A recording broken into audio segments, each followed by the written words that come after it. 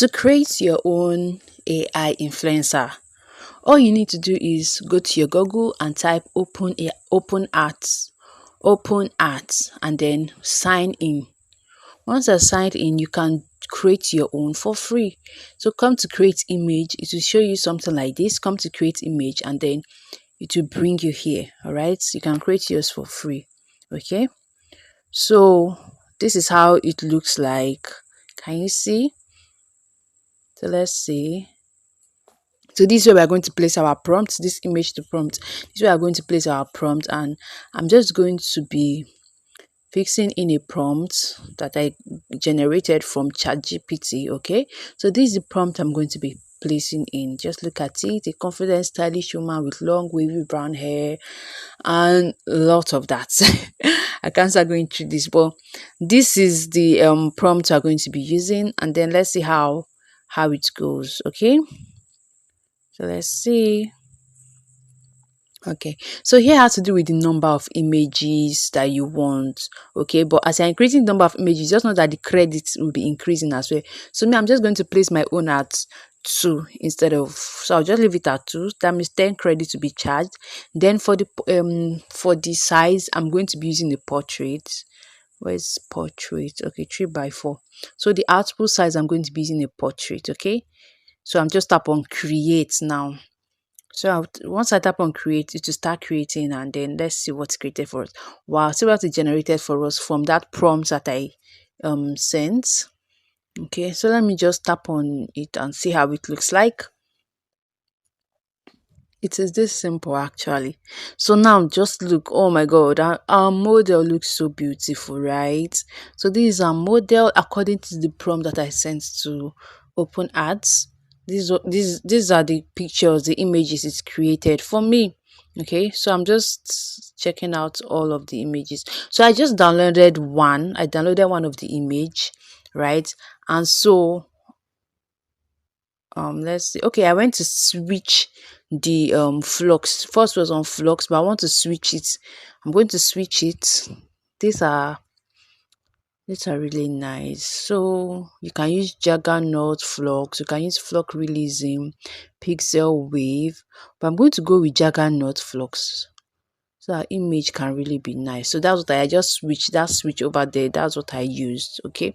So now I'll go back to ChatGPT and then I'll go to my photos and get this photo that I downloaded from Openart, and then I'm going to be using these prompts. I've created this AI character that I want to use as a visual influencer. Can you create 9 different prompts for this exact same person but from different angles? So now this will help us with having a consistent AI influencer. Okay, to help us have a consistent AI influencer, because I'm going to get in different prompts for this exact same person. Okay, so once ChatGPT generates this prompt for me, I'm going to be using these prompts for that same person, and then it will allow us to have a consistent AI influencer. So it's going to have this exact face. Okay, so this is what ChatGPT generated for us. Okay, let's see. Wow, side profile view, three-quarter view from the left, back view with head turned toward camera. So these are the prompts that we can use. These are the prompts that ChatGPT gave us. All right. I think they're up to nine prompts that we can use. So now I'm just going to copy one of these prompts. Anyone, you can copy the one that you want. You can keep coming back to copy and then paste on your Openart. I'll copy one of the prompts and come to Openart, and then I'm going to place the prompts here. I'm going to paste the prompts here.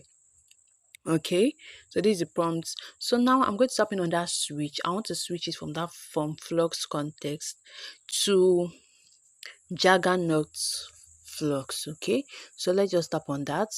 All right, so now it has been switched to that. Then I'm just going to go down. I just want to see what we've done.